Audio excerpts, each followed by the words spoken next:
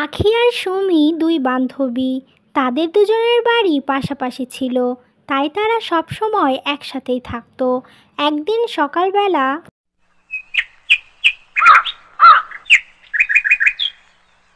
জানিস তো আখি, এই রাহুল ছেলেটা না আমাকে প্রপোজ করেছে। আমি কখনো ভাবিনি যে ও আমাকে প্রপোজ করবে, কিন্তু আমি জানতাম যে এমন কিছুই হবে।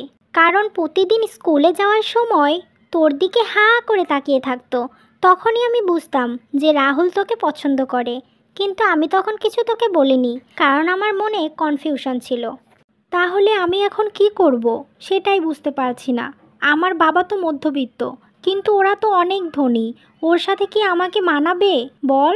এখন রাহুলের ভালো লাগছে, কাল তো নাও লাগতে পারে। আর তাছাড়া ওর বাবা হয়তো আমাকে কখনোই মেনে নেবে না। তুই এত কিছু কেন ভাবছিস? তুই যদি ওকে ভালোবাসিস তাহলে রাজি হয়ে যা। পরের চিন্তা পরে করা যাবে। এখন এসব ভেবে তো কোনো লাভ নেই। আর তোর কপালে যদি আল্লাহ ধনী শ্বশুরবাড়ি লিখে রাখে, তাহলে তো কেউ আটকাতে পারবে না। তাই তোর মনকে জিজ্ঞেস কর সে রাহুলকে ভালোবাসে কিনা। ঠিক আছে, আমি কালকেই রাহুলকে আমার মনের কথা জানিয়ে দেব। কিন্তু হ্যাঁ, তুই কিন্তু আমার সাথে যাবি। না হলে কিন্তু আমি ভয়ে কিছু বলতেই পারবো না। আমি ওখানে গিয়ে কি করব বল? তোরা ওখানে ভালোবাসার কথা বলবি, আমি থাকলে আরও তোদের সমস্যা হবে। তাই তুই বরং একাই যা। আমি তো বললাম তুই আমার সাথে যাবি, এটাই আমার শেষ কথা, ব্যাস। এরপর পরের দিন সকালবেলা সুমি আর আখি রাহুলের সাথে কথা বলতে যায়। শোন সুমি, তোরা এখানে কথা বল, আমি ওইখানে বসে আছি। ঠিক আছে, আপনি যান। আমাদের কথা বলা হয়ে গেলে আপনাকে ডেকে দেব। এরপর আখি সেখান থেকে চলে যায়। আচ্ছা, এবার বলো তুমি কেমন আছো, আর তোমার বাড়ির সবাই কেমন আছে? জি, আমি ভালো আছি। আর আমার বাড়ির সবাইও ভালো আছে। আর আপনার? হ্যাঁ, আমার বাড়ির সবাইও ভালো আছে। তা কালকে তো আমি তোমাকে কিছু বলেছিলাম, সেটার উত্তর কি এনেছো? কালকে আপনি আমাকে কি বলেছিলেন? আমি ঠিক বুঝতে পারছি না। আমি একটা কাগজে লিখে দিয়েছিলাম, তুমি সেটা দেখোনি? দেখেছি, কিন্তু মুখে বলেন, উত্তরটা দিয়ে দেব। তোমাকে যা বলার আমি সেদিনই বলে দিয়েছি। তারপরেও আমি বলছি, আমি তোমাকে ভালোবাসি, আমার জীবনের চেয়েও বেশি ভালোবাসি। আর হ্যাঁ, আমি আমার এই ভালোবাসার পূর্ণতা দিতে চাই, সারা জীবনের জন্য তোমাকে আমার করতে চাই। তুমি কি তাতে রাজি আছো? দয়া করে আমাকে ফিরিয়ে দিও না। সত্যি বলতে আপনাকে আমার ভালো লাগে, কিন্তু একটা বিষয় নিয়ে আমার খুব ভয় হয়। আমার বাবা কিন্তু আপনাদের মতো অত ধনী না। আমি খুব সাধারণ একটি মেয়ে। আপনি আমাকে ভালোবাসতেই পারেন, কিন্তু একটু ভেবেচিন্তে দেখেন আমার সাথে সম্পর্কটা টিকিয়ে রাখতে পারবেন কিনা। তারপর না হয় আমরা আবার দেখা করব। তোমার যা বলার তুমি আমাকে নির্দ্বিধায় বলতে পারো। আমার আর কিছু ভাবার দরকার নেই। আমি তোমার ব্যাপারে সব কিছু জেনে শুনেই ভালোবেসেছি। তাই তুমি যদি রাজি থাকো, খুব তাড়াতাড়ি আমি তোমাকে বিয়ে করতে চাই। ঠিক আছে, আমি রাজি। আপনি খুব ভালো ছেলে। আপনার জীবনসঙ্গী হলে আমি তো নিজেকে ভাগ্যবতী মনে করব। এভাবেই তারা কথা বলতে থাকে। এই দিনের পর থেকে প্রতিদিন তারা ফোনে কথা বলে এবং দেখা করে। এভাবেই বেশ কিছু মাস কেটে যাওয়ার পর রাহুল সুমিকে বিয়ে করে। সুমিকে বিয়ে করায় রাহুলের বাবার কোনো আপত্তি ছিল না। রাহুলের বাবা হাসান আলী খুব ভালো মানুষ ছিল। তার বউ অনেক আগেই মারা গিয়েছে। তার একমাত্র ছেলে ছিল রাহুল, তাই তাকে খুব ভালোবাসতো। এভাবেই একদিন,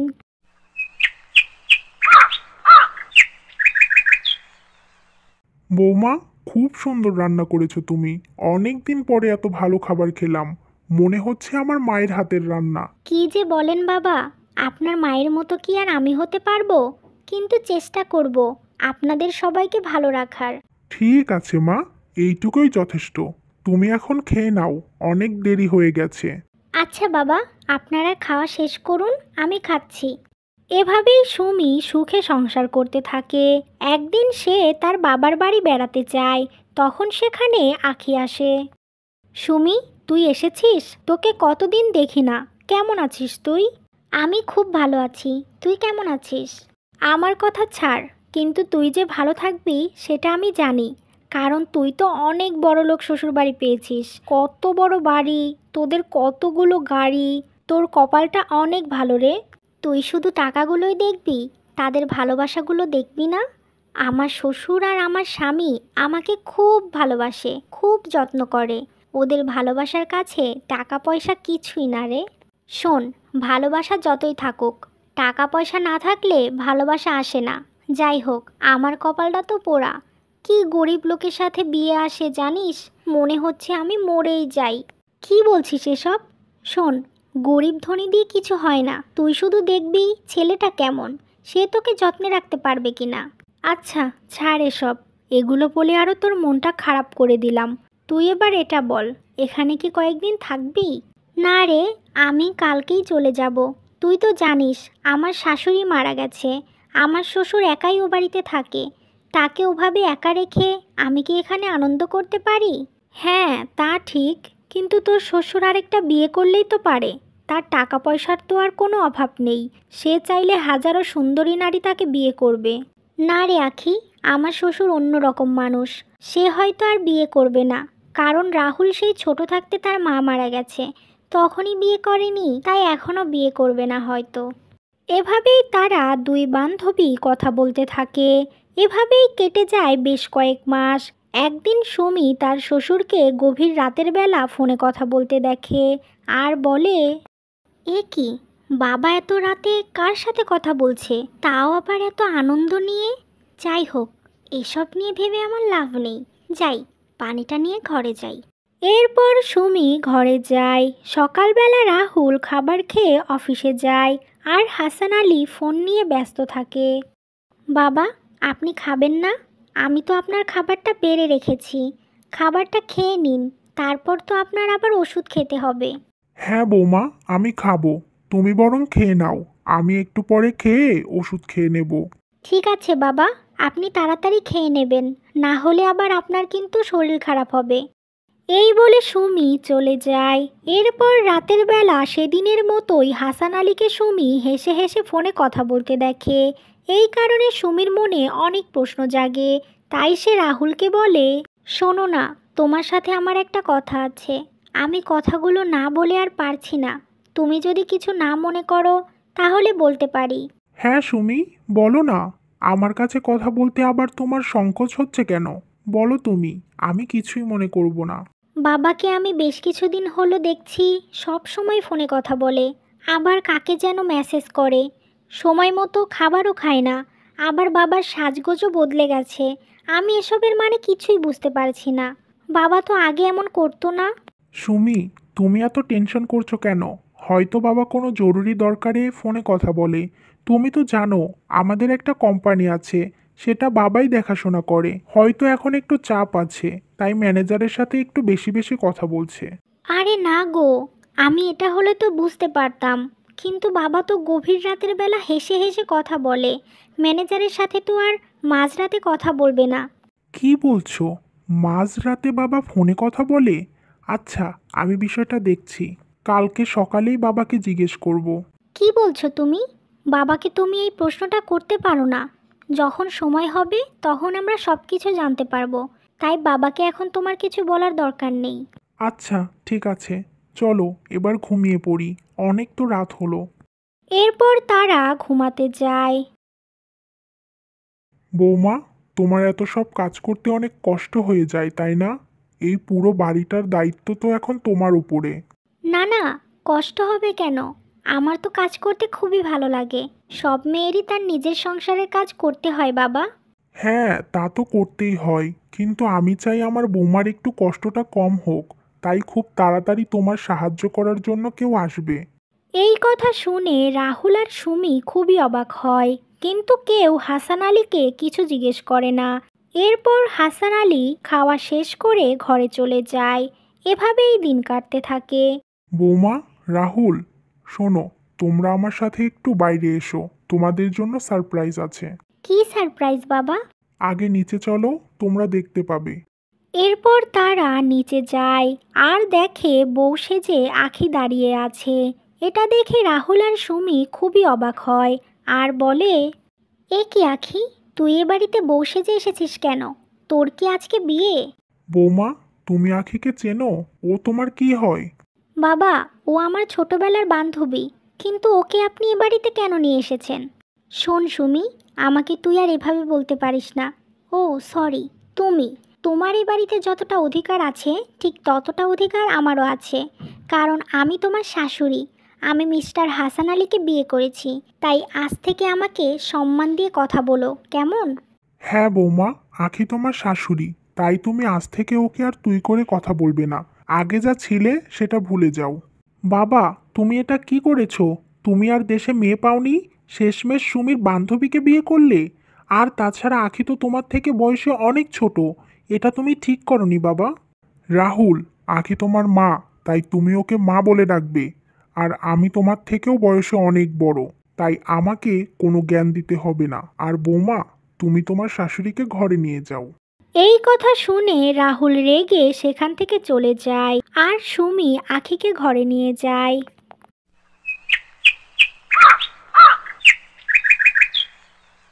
শোনো বৌমা, তুমি আমার ঘরটা একটু পরিষ্কার করে দিয়ে এসো। অনেক ফুল পড়ে আছে, সেগুলো ডাস্টবিনে ফেলে দাও। তারপর আমার জন্য 1 কাপ চা নিয়ে আসো, কেমন? ঠিক আছে, যাচ্ছি। এরপর সুমি ঘর পরিষ্কার করে তারপর আখিকে চা দেয়। এভাবেই আখি সুমিকে হুকুম করে কাজ করাতো। আখি নিজেকে রাজরানী মনে করত আর সুমিকে চাকরানি করে রেখেছিল। এভাবেই একদিন, আচ্ছা আখি, তুই আমাকে একটা কথা বলতো, তুই কি আমার শ্বশুরকে সত্যি ভালোবাসিস? তুই কেন আমার শ্বশুরকে বিয়ে করেছিস? আরে আমি কেন তোর বুড়ো শ্বশুরকে ভালোবাসবো? আমি তো শুধু তার টাকার জন্য বিয়ে করেছি। যদি তোর কোনো ভাসুর বা দেওর থাকতো তাহলে আমি তাকেই বিয়ে করতাম, কিন্তু কপাল খারাপ, তোর স্বামীর কোনো ভাই নেই, তাই তো তোর শ্বশুরকে বিয়ে করতে হলো। ছি আখি, ছি! তোর মতো মানুষ আমার বান্ধবী ছিল এক সময়, এটা ভেবে আমার লজ্জা করছে। আমার শ্বশুর তোকে কত বিশ্বাস করে ভালোবেসে বিয়ে করেছে, সে মানুষটা তো আর জানে না যে তুই কতটা নীচ আর খারাপ। তোর একটু লজ্জা করে না যে বান্ধবীর শ্বশুরকে বিয়ে করলি? না, করেনি। শোন, খবরদার আমার সাথে রেগে কথা বলবি না, না হলে কিন্তু তোর অনেক বিপদ আছে। তোর সাথে কথা বলতেও এখন আমার ঘেন্না করে। আর কোনো কথা বলতে চাই না আমি তোর সাথে। এই বলে সুমি চলে যায়। রাতের বেলা আখি হাসান আলীকে বলে, আচ্ছা শোনেন, আমাকে একটা হীরের গহনা কিনে দেন না, আমার একটা নেকলেস খুব পছন্দ হয়েছে। তোমাকে তো 1 মাস আগেই একটা হীরের গহনা বানিয়ে দিলাম, ওইটা তো পরেই আছো, আবার আরেকটা কিনবে? হ্যাঁ কিনবো, আপনি তো অনেক ধনী, আপনার বউ তো একটু হীরের গহনা পরবেই। আপনার এত টাকা পয়সা, আপনি তো আমাকে প্রতিদিন গহনা বানিয়ে দিতে পারেন। ঠিক আছে, আমি তোমার ইচ্ছে পূরণ করব। এবার চলো ঘুমিয়ে পড়ি। এরপর ঘুমাতে যায়। এভাবেই দিনের পর দিন আখি অনেক দামি দামি জিনিস হাসান আলীর কাছ থেকে নিত। এভাবেই বেশ কয়েক মাস কেটে যাওয়ার পর একদিন হাসান আলী আখিকে ডাকতে থাকে, কিন্তু আখিকে কোথাও পায় না। আখি কোথায় গেল বৌমা? তুমি কি ওকে দেখেছো? সারা বাড়ি খুঁজলাম, কোথাও নেই। বাবা, আপনার আলমারিটা খোলা দেখলাম, আবার আমার আলমারিতে কোনো গহনা টাকা পয়সা কিচ্ছু নেই। এগুলো সব কোথায় গেল? সুমি, তুমি কি বলতে চাচ্ছ? আখি এসব নিয়েছে? মুখ সামলে কথা বলো, সে কিন্তু তোমার শাশুড়ি, এটা তুমি ভুলে যেও না। এমন সময় সেখানে রাহুল আসে। বাবা, এই চিঠিটা তোমার ঘরে ছিল, মনে হচ্ছে তোমার বউয়ের চিঠি। পড়ো তো দেখি কি লেখা আছে। এরপর হাসান আলী সেই চিঠিটা পড়ে। শোনেন মিস্টার হাসান আলী, আপনার মতো বয়স্ক লোককে বিয়ে করার আমার কোনো ইচ্ছা ছিল না, কিন্তু তারপরেও আমি আপনাকে বিয়ে করেছি, সেটা শুধু আপনার টাকা পয়সার জন্য। আমার ইচ্ছে ছিল ওই পুরো বাড়িটা আমার নামে লিখে নেওয়া, কিন্তু আমার প্রেমিক আকাশের জন্য সেটা হলো না, কারণ ও আমাকে খুব শীঘ্রই বিয়ে করবে, তাও আবার বিদেশে। তাই আমি আপনার বাড়িতে যত টাকা পয়সা গহনা ছিল সব কিছু নিয়ে বিদেশে চলে যাচ্ছি। আমি জানি এসব কথা শুনে আপনার খুব খারাপ লাগবে, কিন্তু আমার কিছু করার নেই। আর হ্যাঁ, খুব তাড়াতাড়ি আপনি ডিভোর্স পেপার পেয়ে যাবেন। আপনি ভালো থাকবেন আর আমার জন্য দোয়া করবেন। এই সব কথা শুনে হাসান আলী খুবই কষ্ট পায় এবং লজ্জায় তার মাথা নিচু হয়ে যায়। সে বুঝতে পারে না তার ছেলে বৌমাকে কি বলবে। বাবা, আমি জানতাম ও এটা করবে। আমি আপনাকে অনেকবার বোঝানোর চেষ্টা করেছি, কিন্তু আপনি আরও আমাকে ভুল বুঝেছেন, তাই আর কিছু বলিনি। তুমি বাবাকে কিছু বলতে যাবে কেন? বাবারও তো একটু জ্ঞান বুদ্ধি থাকা উচিত যে একটা মেয়ের বয়সী মেয়েকে কি করে আমি বিয়ে করি। এখন তো সব কিছু চুরি করে প্রেমিকের সাথে চলে গেল, ওকে কি আর আমরা ধরতে পারবো? রাহুল, আসলেই আমি ভুল করেছি বাবা। তোদের সাথে কথা বলার মতো মুখ আমার নেই। আমি একটা ধোঁকায় পড়েছিলাম। পারলে তোরা আমাকে ক্ষমা করে দিস। বাবা, আপনি এভাবে বলবেন না। আমি জানি আঁখি ঠিক কিভাবে আপনাকে বশ করেছে। আগে আমি জানতাম না যে আমার বান্ধবী এতটা খারাপ, কিন্তু আজ আমি বুঝতে পারছি ও আপনার সাথে সাথে আমাকেও খুব লজ্জিত করেছে বাবা। শোনো সুমি, তুমি বাবাকে ক্ষমা করে দিতে পারো, কিন্তু আমি কখনোই বাবাকে ক্ষমা করব না। কারণ বাবা তো ধোয়া তুলসী পাতা না যে শুধু আখিরই দোষ থাকবে। এই বলে রাহুল সেখান থেকে চলে যায়। আমার ছেলেটার কাছে আমি খুব খারাপ হয়ে গেলাম বৌমা, হয়তো আমাকে ও কখনোই ক্ষমা করবে না। আপনি চিন্তা করবেন না বাবা, সব কিছু ঠিক হয়ে যাবে, শুধু সময়ের অপেক্ষা। এভাবেই তারা কথা বলতে থাকে। বেশ কয়েক মাস পর আখি ডিভোর্স পেপার পাঠিয়ে দেয়, আর হাসান আলীর সাথে ডিভোর্স হয়ে যায়। এরপর হাসান আলী আবারও আগের মতো কোম্পানি দেখাশোনা করতে থাকে।